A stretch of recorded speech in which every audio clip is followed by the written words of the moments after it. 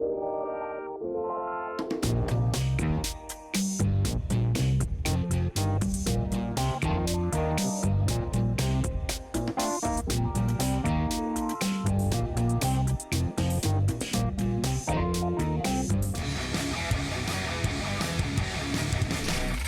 watching EVH Gear TV, brought to you by Design 39 Media. Visit design39media.com for all your website photography and video production needs. Microphones for EVH Gear TV are provided by Rode Microphones, and official Van Halen merchandise is provided by VanHalenStore.com. Now, here's your host from Ontario, Canada, EVH Gear artist Eric Broadbent. Hey everyone, it is the weekend. Welcome to EVH Gear TV. Happy Friday to you all. We are live once again, and I'm joined by Ibanez sensational guitar artist Nita Strauss. Nita, how are you? I'm doing great. Thank you very much. Thanks for having me. Yeah, my pleasure. Nice to have you here for sure. And we're going to talk a lot about your new signature guitar that you've just released, debuted at NAMM. We're looking forward to that. And I didn't even know until talking to you off camera that you had it off to the side of you. So we'll get a look at that as well too. But so that yes, she's here. The Jiva's in the building. Fantastic. You have a name for it? Well, the guitar name it's called the Jiva. That's the model name of the guitar. Okay, gotcha. Now, do you other than the model, do you ever name your guitars at all? Do you have any names for your guitars? I do, yeah. Oh, yeah, definitely. Not all of them. The ones that do have names are names that really they came to me immediately when I saw the guitar. So when I get a new guitar, I don't sit around thinking, well, what am I going to name this one? The few that do have names are the name kind of came to me really organically. Okay, gotcha. Because I know a lot of guys will name the guitars after comic book heroes or things like that. Yep. Yeah. And here in the house. No, let's see. I've got my gem right over there, which is Faith. That's the name that most people know of the guitars of mine. Okay. Actually, hold on. I'll get it. No problem. World. Let's see. We can have a little guitar show and tell since I'm in my studio area. But yeah, this is Faith. This is my floral. And very nice. That one has a name. Very nice. I had one of the gem the floral patterns way back in the day, and I traded it back in. You know how we always get gear and we get rid of it, trade it for something else. You've never done that? No, I've only ever traded one guitar in my whole life. Then you're lucky. I'm a super hoarder. I have every single guitar I've ever owned except one, which I traded for my first car. Okay, well that's not too bad for a first car. You need transportation. Yeah, it was the guitar and $500, and it was a BC Rich acrylic platinum series, like the plexiglass one. Right. So I don't really miss it. You know, I kind of wish I still had it just so I would have every single guitar I've ever had, but I'd never play it. So. Yeah, it's true. And it's hard to keep everything that you've ever had. But I mean, I guess if you're going to sacrifice one guitar, trading it for a vehicle, which is transportation in today's day and age, is a necessity. You know, so yeah, it was definitely. Good. I needed that car. Yeah, I don't blame you.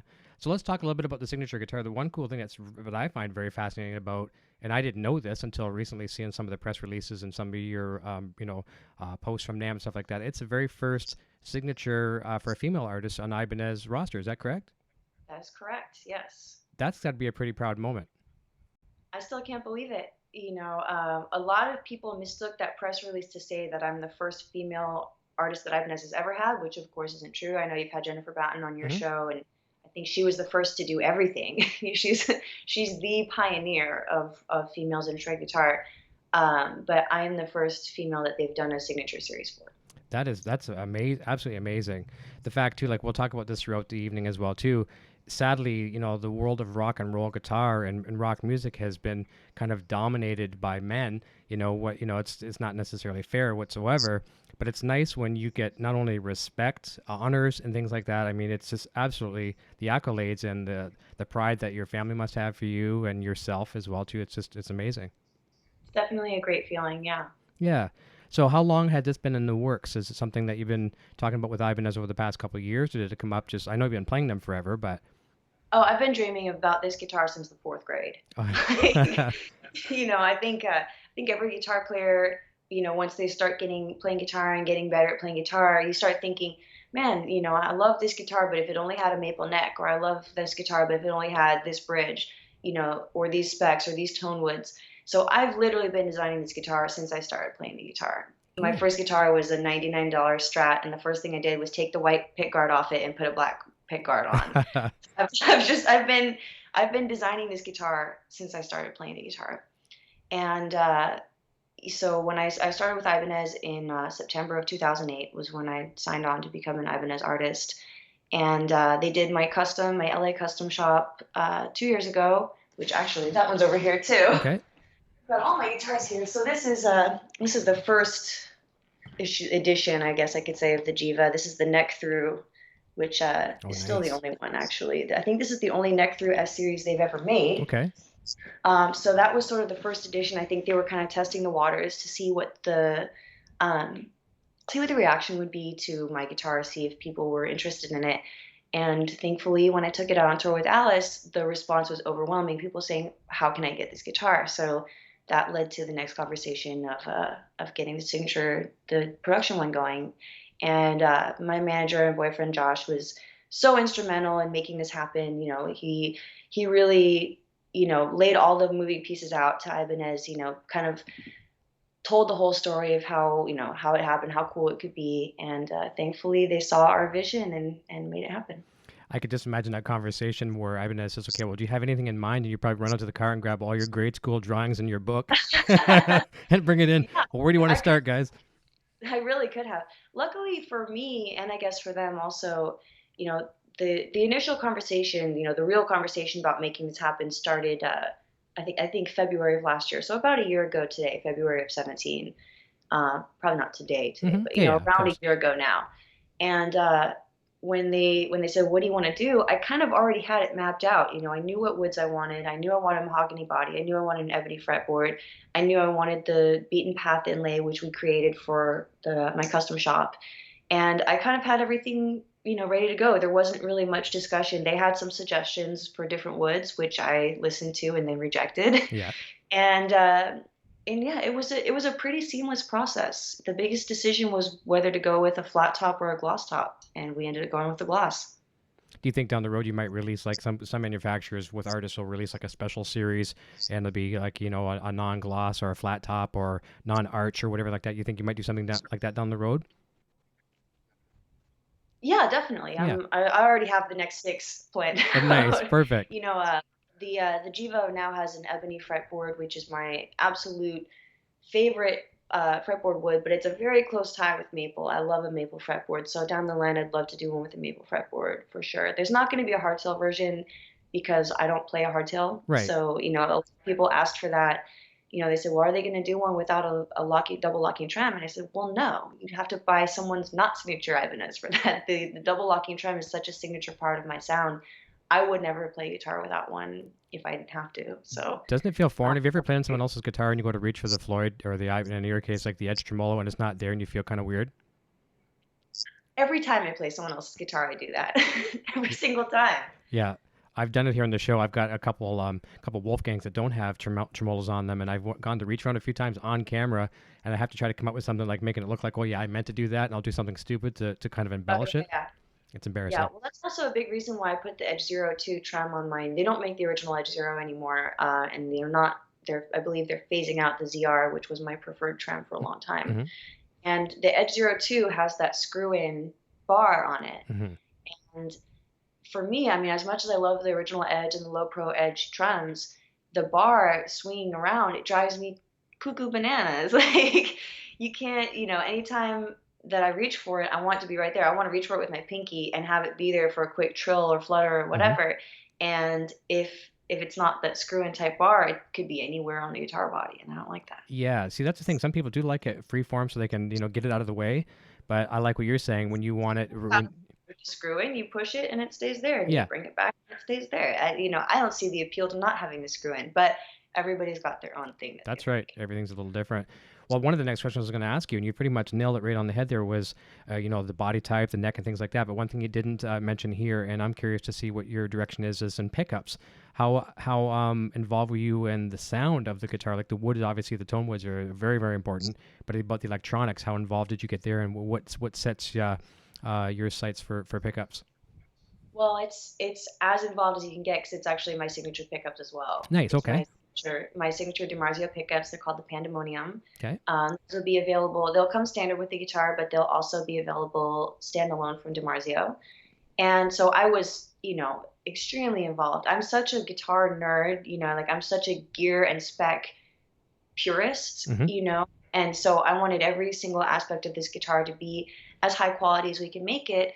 And at the same time, make it something that's not prohibitively expensive for, for people that want to buy it. That's right. If we had made this, my original custom shop guitar, if we had made it, made it in Japan with the neck through construction and all that stuff, it would have been an $8,000 guitar, and nobody would have bought it. I probably wouldn't even have gotten one. Yeah. I would have gotten one, and that's it.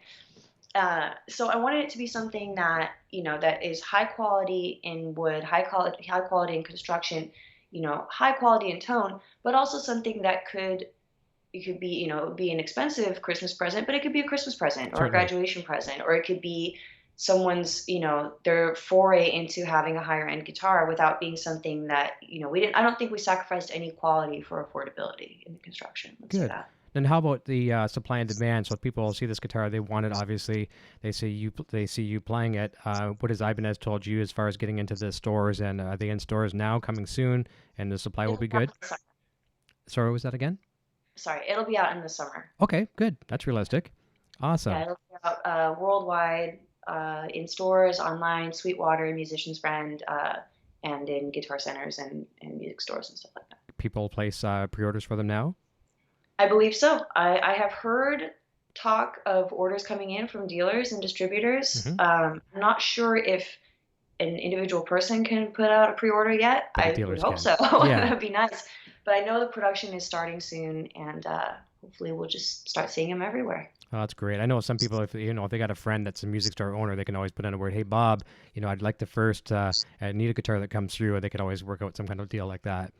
Yeah, definitely. And I've seen people saying, I went to my music store and requested. I actually keep meaning to put out a tweet or something saying, if you want my guitar, make sure you go to your local Ibanez dealer and request it. And it's the same thing that goes for clinics. I don't get booked for a clinic somewhere unless there's demand for me. So people always go, well, why don't you ever do any guitar clinics in Billings, Montana? And I go, well, just if you have an Ibanez dealer there, ask them to bring me in for a clinic, and 9 times out of 10, that's how it happens. That's the same thing. I know you realize with Alice Cooper and stuff like that too. Let's say we're talking about Alice Cooper on the show tonight, and like, how come you don't play in such and such Michigan?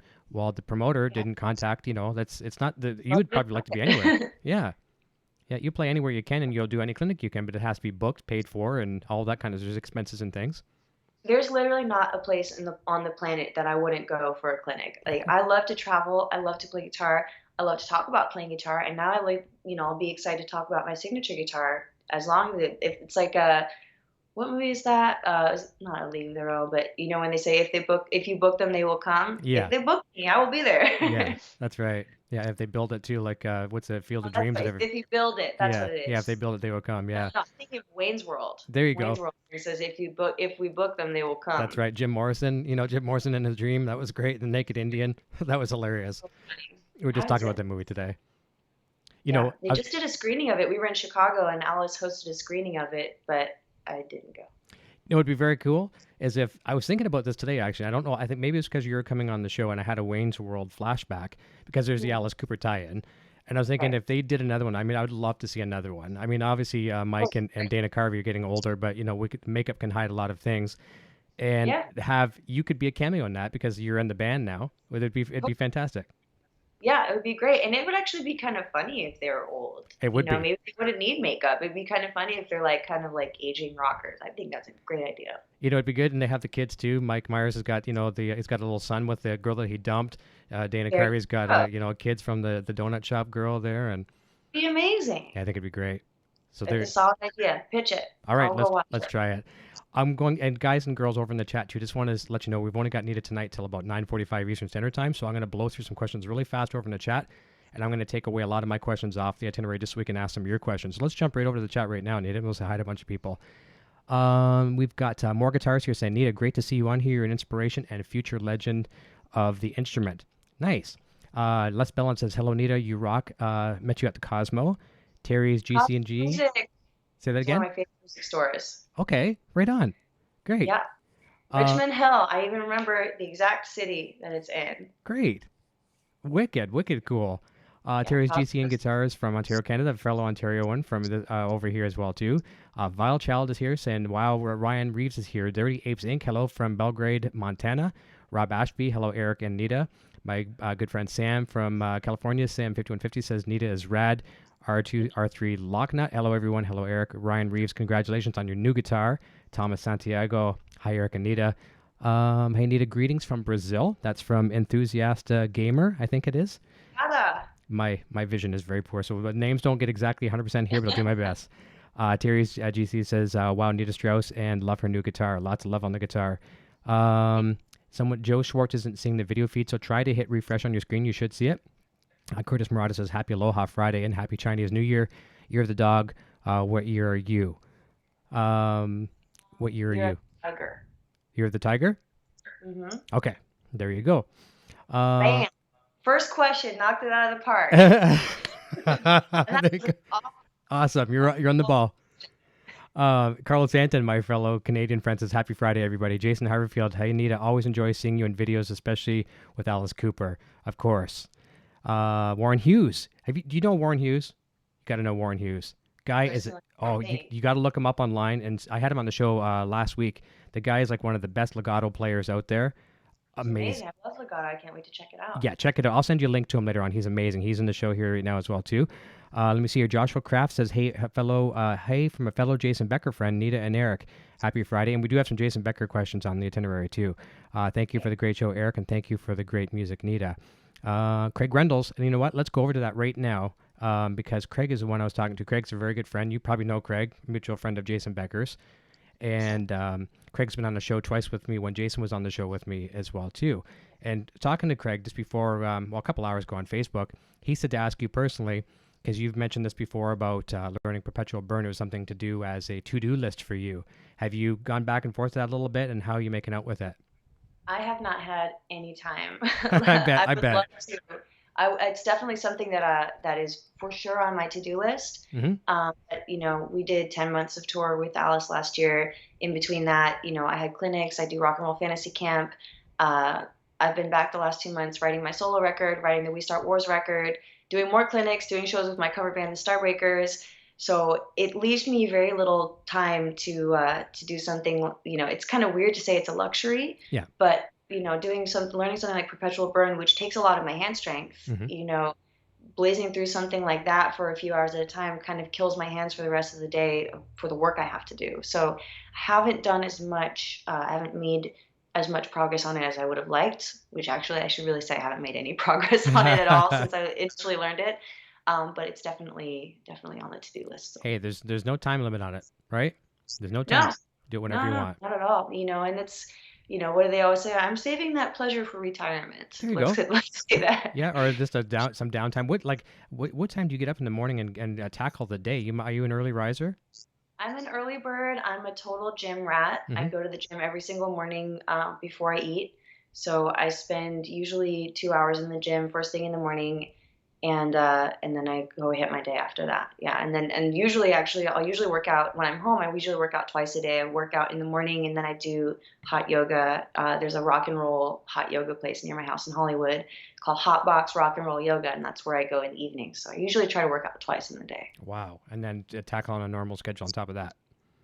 Yeah. Well, I shouldn't say normal schedule. Try to do laundry and keep my place somewhat clean and so our home doesn't look like like right now, between my drummer boyfriend and myself and us both being so busy, our place looks like a couple of college student musicians live here, which is my fault. But you try to get some semblance of a normal life in there somewhere where you can and get as much work done as you can as well. Well, certainly doing pretty good. You can't complain. Thank you. Humbucker Lover from Guitar News Network is here saying, awesome. Hello, guys and gals. Art Russell Tabor says, congrats, Nita, on your signature Ibanez. You've earned it. Yeah, you're going to see a lot of comments like this. Thank you. Dad Rock 80 says, Nita, you're an amazing talent for sure. Great work with Alice.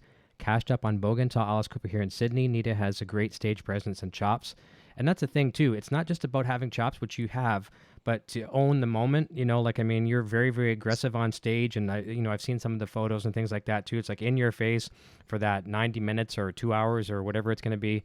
And you definitely put on a show for sure. Oh, yeah, definitely. That's the most fun part. I think if anyone came to the show just to hear the songs exactly like the record, they could just stay home and save their Listen to the money and record. listen to the record. That's right. They come to especially an Alice Cooper show, they come to the show to see a performance, and that's what we try to give them. Mm-hmm. That's right. That's for sure. Cash Up and Bogan says, oh yeah, so we talked about Sydney. Let me see if I miss anyone else here. Networking in the future. Not only are you a great inspiration on the guitar, but a great person. Her encouragement helped me with putting down the bottle. So someone having, alcohol and drug addictions and things like that, it's helped that person. So that's fantastic to hear. Thank you so much. That, like, I'm on my sobriety journey myself, and a little over 2.5 years, and hearing stuff like that keeps me on track. So thank you very, very much. That's nice. I thought I heard you in some other interviews mentioning some things of that nature. And so that's awesome. I can imagine that's very, very encouraging. It's nice to say, okay, you're a great guitar player and things like that. But when you have really affected someone's life, in this case, that's a real moment to treasure. I think that's what it's all about. Yeah. Trying to leave this crazy world a little bit better than when we came into it. Yeah. And speaking of inspiration, I'm going to go back to my questions for a second. I'm going to come back and make sure I try to get as many people as possible. So let's say we have a young little girl comes up to you and says, what your advice you'd give to the young little girl that says, I want to follow in Nita's footsteps. I want to be a rock and roll star, whatever. And her friends at school say, and it could be a boy or a girl, but especially the girls, play with your toys and do your homework and don't worry about rock and roll. You're never going to make it. What kind of advice could you lend to a young person like that might have aspirations of becoming a rock and roll star? Well, how old are they? We'll say 8. How old? Let's say they're 8 years old. Okay, so at that age, you tell, it would be all about positive reinforcement. You can do anything you want. There's no limit to the things you can do. It doesn't matter that you live in, and this is my advice really to anybody. I hear this from 5-year-olds. I hear this from 15-year-olds. I hear this from 30-year-olds. Mm-hmm. I hear this from grown men. I hear this from, 40, 50-year-old men saying, I'm never going to make it in the rock business because I live in a small town. There's no connections here and I don't know anybody. And in 2018, that kind of stuff doesn't matter. In the age of the internet, anybody can literally be anything that they want. Look at Bruce Jenner. Mm-hmm. True. Literally anybody can literally be anything that they want. Look at Conor McGregor, the UFC fighter. He said, there's no such thing as talent. There's only hard work. Anybody can be anything if they work hard enough. If you put the time in, you put the work in, you'll get there. When I grew up playing guitar, I started playing guitar at 13. I didn't know who a single female guitar player was. I had never heard of Jennifer Batten. Mm-hmm. I had never heard of Michelle Meldrum. I knew who the Runaways were, but I didn't know of anybody doing solos, let's say. I didn't know of anybody doing technical guitar music.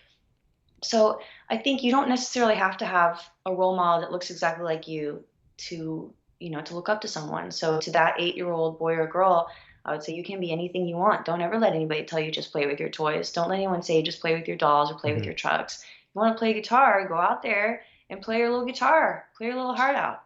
Yeah, that's great, and it's probably rewarding for you too through social media, especially today, which you didn't have growing up, and you're much younger than I am. But growing up now, for the youth, seeing all these musicians on social media, Instagram is a perfect example because everyone's flocking over there for video. They can throw out a minute video and they can actually do something. There's a million girls out there that can kick our butts, 7 ways from Sunday. It's probably very encouraging to see. It's like 8-year-old girls that can kick my butt. Yeah. That have way better technique than me, that are way faster than me. And, it's funny, people have a funny way on the internet of pitting female musicians against each other. And it never works. That's the really funny thing is I'm friends with all the girls in all the big bands just about, and I don't know anybody that has a problem with anybody else. And, people will always send me links and say, oh, Nita, better watch out. Look at Lisa X, look at so-and-so, but she's coming for your gig. And it makes me laugh because I love other female musicians. I love supporting other females in the industry. And, and most of the girls that are successful that I know are exactly the same way. So it's awesome. I think women will get along with people better. It's just my opinion, and I can't really back this up, but us guys, a lot of guys will like, oh, what's this guy trying to prove? Or look at his hair. But then women on the other hand be like, look at her hair, she's got beautiful hair. And you're always so nice to people, whereas guys are always judging. I know there's some women out there too that could. Well, you judge too, but silently. Yeah. Okay. All right. There Silently. you go. I love the phrase, real queens fix each other's crowns. And most of the girls I know in bands are like that. we'll do a photo shoot together and we'll be fixing each other's hair or saying, here, try my lipstick, or whatever it is. We're all out there to help elevate the female musician and build the female musician up, not tear each other down. Yeah, that's great. Yeah, positive reinforcement for sure. And, I'm going to jump over to a Jason Becker question, which will actually tie in your boyfriend, Josh, and your manager there. So first of all, I huge kudos to him, too, for helping set this up today as well. It was very nice of him to get back to me. So he surprised you with a very, very cool surprise, a road trip one day. So we're going to set this up a little bit. You can tell the story how this happened. You're going out for a ride in a car and you end up at someone's place. And then I want you to share with our viewers here some of the things you've learned from that man that you went to visit, both, spiritually, musically, everything in between. But let's set up that story and tell us what happened. Well, so I guess it would have been about 3 years ago around now, maybe, 3 years and change, maybe April of 2015. Mm-hmm. Josh told me, I had showed him the documentary Jason Becker's Not Dead Yet. He wasn't familiar with Jason or his playing or anything. And if any of you guys haven't seen that movie, I hugely suggest that you check it out. It's on iTunes. Buy it, don't rent it. You will want to watch it again. It's one of the few things to have bought on iTunes and saved on my iPad or my computer to watch again and again. So I showed him Not Dead Yet. And it just, obviously that movie like really strikes a chord and inspires you. And Josh asked me, have you ever met Jason? And I said, no, of course not. No, I've never met him. And so a few days after that, Josh, who is my boyfriend, but also manages my career, he said, I have a huge audition opportunity for you. You need to learn something really technical, really complex, because this is a guitar thing. You need to really like blow people away. I was like, okay, well, I can brush up on some Malmsteen songs I learned a long time ago, and that should be fine. That'll impress most people. He's like, no, that's not enough. It needs to be Perpetual Burn. I was like, what? You are crazy. Like, I'm not, and this is for an audition like the following week or something. So I was like, I don't have enough time to learn a complex piece of music like that in like 6 days. Right. And he said, no, look, I'm telling you, you really need to blow these people away. You really need to, this is a huge opportunity for you. And there's like this whole long involved, lie mm-hmm. that ended up spinning off, in so many different directions. But essentially what it boiled down to was I had this huge audition. I had to learn Perpetual Burn, and he knows the ways to kind of light a fire under me and motivate me. So he got me to learn it. And I mean, I have a repetitive stress injury in my left hand, so I can only practice so much. Mm-hmm. And I practiced until I was almost in tears every day, learning every day for 6 days, not that long, but I practiced until I was almost crying. And then I would take a rest, give my hand an ice bath. You can do little things like alternate between heat and cold and stuff to get the blood flowing and get better. And I was just like on my practice game so hard. And as I'm practicing, as I'm learning it, I couldn't figure out why he was filming me so much. Okay. Like the video, if you go on YouTube and type in Nita Strauss or Jason Becker, you'll see me just sitting here in my living room wearing one of Josh's Morbid Angel shirts and pajama pants practicing Perpetual Burn. If I would have known that, I would have gotten changed, but I left it in because it's all part of the story. Yep. So then he said, okay, now the audition is now in person. It's not a video. Now we have to go up. They're so impressed by you that they want you to go up. The CEOs of the company, this long involved lie, they're staying in town to see you. So we have to drive up to San Francisco. And I was about to leave for Australia with Alice. So I was like, I'm not driving to San Francisco tomorrow. And I said, no, it's important. This is the next phase of your career. We're going to do this. So we get in the car. We drive 6 hours. We live in Hollywood. So we drove, basically the length of California. Yeah. And, then I'm doing my makeup in the car, getting all ready. You kind of see that in the video too. And then we pulled up at someone's house. And I just had this funny feeling. And I said, what are we doing here? He said, I have to pick someone up. And I was like, you're picking someone up for my audition? Then I got mad. Yeah. You're picking someone up to bring to my audition? And then he got out of the car and he took my guitar out of the car. He took my amp, my little practice amp out of the car. I said, well, why are you bringing that in if we're just picking someone up? And then it kind of clicked because I looked at the house and I recognized the house and I didn't quite know. And then I saw him bring the thing in, and then it kind of clicked that he had me learn Perpetual Burn. And I was like, oh my God. And then I lost it, as you see in the video. I was shaking. I didn't even want to go inside. I was so nervous. And so we went inside, of course. And Jason was so nice. everybody there, everybody that he interacts with and everybody on Team Jason is so cool and so personable. And seeing someone that has that immense amount of talent, that had that huge opportunity, the dream, everybody's dream, Hmm. how do you replace Steve Vai? Like, I mean, that's, and at that age and everything he had already accomplished, to have that ability taken away and be so funny and so charming and personable. I think he even asked me out while we were up there. He said, "Will you go out with me?" Right in front of Josh. Yeah. And we all laughed. And he's so charming and funny. And within 10 minutes, I forgot that we weren't just communicating normally like you and I are. Yeah. It's a very very natural conversation. And for someone that in that situation to be so positive and so funny and so and have such ease, talking about life. He told me, here's all my guitars on the wall, play whatever you want. And I was, like a kid in a candy store, Sure. played Bluey, played these old Ibanez, played everything. And he's like, yeah, play whatever you want. So many people in that situation would be like, well, if I can't play guitar, I don't want to even think about guitar, Yeah.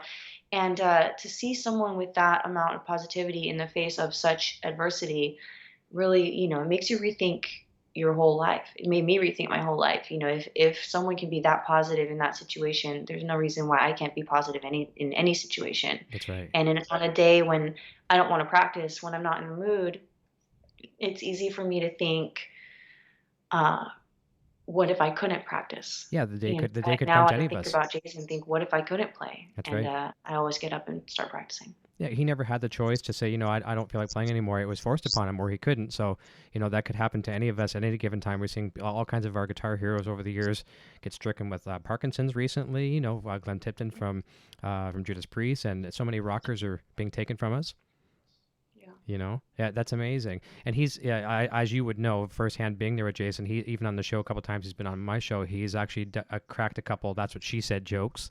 I mean, Oh, the guy will leave you yeah. in stitches. Like you're literally laughing to the point of pain. No, it was amazing. Like we got in there, this is before I stopped drinking. We got up there and Jason said, "Do you guys want a beer or something? Like the bathroom's in there. You had a long drive." Like, Yeah, that's like what a normal thing to go into someone's home and have them say, "You want a beer or water?" yeah, You know? And and we were like, "Sure." totally What do you cool. do? Yeah, It was so cool. It was so amazing. the family's wonderful as well too. We talked a lot off the air before and after the show, and just you can see how much love there is there. Yeah, definitely. Awesome. I want to add a question for you. A lot of people that that haven't discovered you through Alice Cooper knew you as through tribute acts, like with Iron Maidens. What do you think Right. today? Like, and I've done some time in my days way back in tribute acts, but I think the world is so saturated now with tribute bands. Is there still a place for people that want to get into the tribute acts, whether it's no matter what the genre is? Is it still worth people trying? And can people succeed in an oversaturated market in tribute acts today? Oh, definitely. Yeah, absolutely. The Iron Maidens are in Australia right now, I think, or Okay, they're going to be in Australia shortly. That band tours so much. They go all over Europe, all over Japan, South America, Australia. When I was playing with them, we would headline huge festivals. Like, I'm not talking about 1,500 people. I'm talking 30,000 people, real in South deals. America and stuff. And we would play last like we were the big band. And I think that's the tribute, for Hmm. lack of a better word, to how great Iron Maiden is and how great AC/DC is and how great the Rolling Stones are and Judas Priest and all these bands. People want to hear Judas Priest songs. Judas Yeah, Priest doesn't tour that much. yeah, So if you're playing the songs and you're playing them well, especially, I've seen a lot of Alice Cooper bands. I get tagged in a lot of Alice sure. Cooper tribute band stuff. And the ones that seem to be successful are the ones that take it seriously. They have the props, they do the guillotine, they have the nurse. And I see some people kind of half-assing it and saying like, okay, well, we'll play the songs and that's it. And those Yeah, are the ones I see playing small clubs and not yeah. doing too well. So I guess my advice for succeeding in an oversaturated market is just do it well, do it Yes. better. Yeah, I see that too. Sometimes bands, Thanks. yeah, they'll have like the guitar player will have a hat on backwards, and he's supposed to be, the Eddie Van Halen or the Slash or a Steve Vai. Look the part, own the Yeah. part, play the guitars. I'm partial to an Alice Cooper tribute band. It's actually from Canada called the Eyes of Alice Okay. because they're the first one I've seen to have a me. You Oh, know, they have a female guitar player, Martina Fasano, And she has an Ibanez. She wears the same Doc Martens I do. She wears the Monster wristbands like I do. She wears the Beverly Kills Stay Humble or Be Humbled like I do. Like, that's someone that is looking at the current state of the band Yep. and saying, this is how I can best pay tribute to the band. You know, Alice had Orianthi in the band before me. So there's been a female guitar player, you know, in the band for, it must be 7-8 years now. This is going to be my 4th year. So it's time, guys. If you're doing current Alice songs, time to get a girl playing guitar. Yeah, get with the program. Get with the program. That's right. And maybe this guitar player you're talking about, maybe she'll pick up your signature guitar. That would be pretty awesome for her to have. I would love that so much. Aside from being a great guitar player, she's an amazing person. I would be honored to have her play. So you connect as friends a little bit. Oh, totally. That's great. Yeah. That's awesome. You're on a show that has EVH in the title. I have to ask you a couple of EVH questions. I'm going to be letting you go here right shortly. How old were you when you discovered Eddie Van Halen, and how did that move you as a guitarist? I started listening to Van Halen. You know, my dad was my first musical influence, and he used to put Van Halen on in our house all the time. And it was to me now, you know, my parents got divorced when I was 9, and I didn't listen to it too much after that for a long time. And now when I listen to Van Halen, it kind of takes me back to that pre-bummer time. You know, like I had a great childhood and I had a great childhood after the divorce, but it kind of takes me back to that. You know, I'll put on Van Halen when I'm having a hard day and I need to smile. I need to listen to, you know, something that will put me in a good mood. That's when I put Van Halen on. Wicked. And we all have it takes us back every time too. We listen to it. There are first songs that we heard from Van Halen, or maybe it's just a special, maybe it's a concert we saw. So I like to hear people's stories here on the show. It's something I always ask, is like a time capsule period. I can't let you go without asking you a Van Halen question. So it was mandatory. Absolutely. Awesome.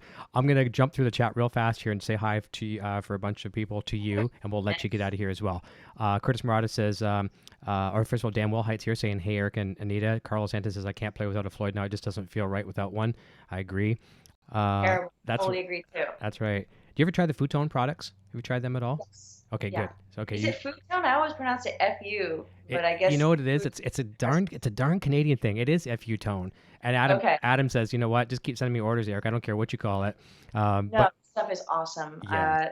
Those guys are definitely the real deal. They know their stuff. I thought you were on his roster. I was pretty sure, but that's awesome to know, because I talk about that on the show as much as I talk about Van Halen. So very cool. I don't think I'm technically on their roster, but I am a fan of their products. Well, I think they've sent stuff to the guys in my band, and I think I've pilfered it here and there. Oh, we'll get you on there. I'll send you an email address. I'll get you hooked up. Ron Padgett says, I agree, likes the trem bar tight. Sam 5150 says, I remember seeing Nita play with the Iron Maidens a bunch of times at a swap meet here in SoCal. She's my favorite female guitar player. What? Bresbo says, hey, we did 3 hours and it cost $1 to get in, so hey, I would have gone to that show too. That is great. Sometimes people that, you know, they need shows that they can get in and afford the cover. 3 sets, 1 hour each, no repeating songs for $1. Wow. Yeah. You can't park for $1. You can't park your car for $1. No, not here in Hollywood. No. In Santa Fe Springs you can. Yeah. No, that's totally awesome. Loca Chicky, here's a comment. Says, my daughter Kaylee, I believe it is the biggest fan. She found Nita this year in New Jersey. We went to the venue super early just for that. Thank you for taking the time to do things like that for your fans. Kaylee, I remember that name. Yeah. I'm trying to connect it with the actual memory, but I do remember a Kaylee. Nice. So thank you guys for coming. No problem. That's very nice that you do that. Frank McNeil says, love Nita. She seems to leave it all on the stage for every performance. Killer guitarist, especially live, which in my opinion is where it really counts. So true, or so cool to have her on EVH Gear TV. And I second that. Thank you, Frank. That's awesome. And Loca Chicky's going to get the new guitar for her daughter, I guess. Oh, thank you. So Here, nice. hold on. I've got it right here before we go. Yeah, you guys let's can look check at this. it out. Yes, for sure. So I actually happened to have it literally sitting next to me. I didn't even know we were doing video on this podcast today. Mm-hmm. So I did not plan to have it sitting next to me when we did this. But since I do happen to have the one and only Jiva here. There she is. Oh, man, that is absolutely insane. You can see the pickups. Let me try to get it close to my computer camera. Those are the signature DiMarzio Pandemonium pickups. That's wicked. There you have the beaten path, the heartbeat inlay, and the matching top, of course. Now, did I see 22 fret or 24? I scanned that quickly. 24. Do you always play 24? Always, every single day. Always. Yeah, but For me, I'm a 22 fret guy. I don't like vintage guitars with 21 frets. And Line 6 just sent me a 24 fret guitar, and I feel like it's almost like I go into scanner panic mode when I get past the 22nd fret. see, I feel like that with 22 fret guitars because I feel like I always know where that high octave is going to be on the 24. Sure. So if I don't have that high octave, I go for what I think is going to be the high octave, and it's certainly not. And then I don't know where I'm at. So Yeah. it's 24 or no for me. Okay, that's good to know. And you're a shred player too, so shred people that can shred tend to like to have that roadmap to go a little further too. Yeah, I don't really use it all the time, Yep. but it's good to have. Yeah, have it for the rainy day. Yeah, well, it's like, it's like the middle single coil pickup. You don't use it in every song, but when you use it, you need it. That's right. And when you hear it, you're just like, okay, I'm gonna use that one a little bit more often. Yeah, this one's a true velvet, which I think is the most amazing single coil ever made by any company ever. So if anyone's looking for a good single coil, I know it's not the most popular pickup in metal to have a single coil, but the DiMarzio True Velvet is the pinnacle of single coils. And when I was developing my signature pickup with DiMarzio, they said, do you want to do, we did the signature neck and bridge. Do you want to do a signature middle? And I said, not unless you can just put my name on a True Velvet. And I didn't want to do that. Yeah. I don't want to mislead people. So Right. it's much better, I think, just to have the True Velvet in there. Nice. Very cool. So I think we're going to probably have to let you go here. It's 9:45. Everyone over in the chat, I didn't get a chance to get to you, but what I'll do is I'll extend an invitation to you again. I know your schedule is stupid crazy, and we won't even send any plans, but we've got our contact information. And if you ever have some free time, give me even like today's notice, give me a few hours notice, and I can accommodate you to come on the show, and we can kind of continue where we left off. But I wish you the absolute best with Alice this year. Just quickly tell us before you go, what are your plans this year, Alice, and everything else? Well, I'm leaving for the Alice tour in 10 days. Okay. It's flown by. So we're leaving. We're starting that tour, I think, at Casino Rama, where we've been a bunch of times. And we'll tour throughout March in the States. And then I'll be back here working on my solo record and working on the We Start Wars record. Fantastic. Now, your solo record, what do you anticipate for a hopeful release date? For 2019 kind of thing? No, I'm hoping for 2018. Okay, good. Fantastic. I've got most of it written, and now it's just a matter of fine-tuning it and actually recording it and finding a home for it, whether it's going to be on a label, whether it's going to be self-released. That's like, all the little details that make a big difference. Oh, that's great. We'll look forward to that for sure. And as that gets closer to release too, I'll share that through the networks here as well too. Thank you as well too for sharing some of the things on social media tonight as well too, for promoting the show. I appreciate that. Big thank you to Josh. He sounds like a great guy. I see all your social media posts that you guys do together, and not only are you a great working team, you both seem very, very happy together, and that's very important in life. So kudos to both of you on that. Thank you. I think it's good in life to find somebody who elevates you and, not only is a great partner, in love, but is a great partner in life and makes you your best self. That's right. what I agree with that 100%. I have the same, tight-knit thing here at home with the family here too. It's very important. I wouldn't be doing what I do if I didn't have someone that, makes this happen and pushes it. So more power to the both of you. Thank you. Awesome. Everyone, thank you so very much for tuning in. I know it's a short show tonight, but please stick around. We'll get Nita back on here at her convenience. Nita, I'm going to say goodbye to you off the air, so just give me about 40 seconds. We'll say goodbye to you. And everyone, thank you for tuning in tonight. Have a fantastic weekend. We hope we warmed up your weekend for you. Go have some fun. Be safe. Stay warm out there if you're in my neck of the woods. And we will see you very soon. Have a fantastic tour this year, Nita. And I'll say goodbye to you off the air. Thank you very much. Everyone, take care. See you real soon. Until next time. Cheers. I am now on Patreon. If you enjoy my content and wish to support my channel and what I do, then please check out my Patreon page at patreon.com/EVHGearTV. Your support assures the continued growth of this channel and a fun community in which to share our love for Van Halen, music gear, and much more. Hey, my name is Eric and I'm playing the Frankenstrat guitar. Video production services provided by Design 39 Media. Visit design39media.com for all your website photography and video production needs.